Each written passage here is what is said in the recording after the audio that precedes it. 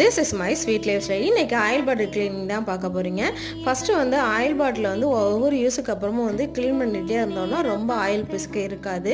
நான் வந்து hot water நல்லா எடுத்துக்கிட்டு அந்த பாட்டிலில் ஊற்றிட்டு அதுமாரி லிட்டுலேயும் போட்டு ஒரு சைடு எடுத்து வச்சுக்கிட்டேன்.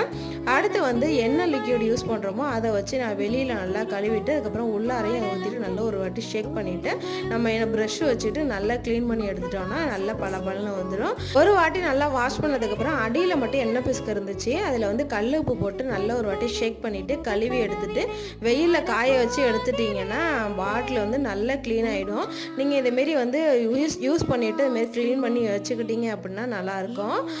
நான் வந்து ஒரு இதில் வந்து ஆயிலும் ஒரு இதில் வந்து நல்லெண்ணெயை ஸ்டோர் பண்ணி எடுத்து வச்சுக்கிட்டேன்.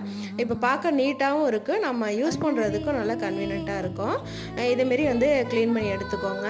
இன்றைக்கி இந்த வீடியோ தான் ஷேர் பண்ணியிருக்கேன். இந்த வீடியோ பிடிச்சா லைக் பண்ணுங்கள், ரொம்ப பிடிச்சா சப்ஸ்கிரைப் பண்ணிங்க. தேங்க்ஸ் ஃபார் வாட்சிங்.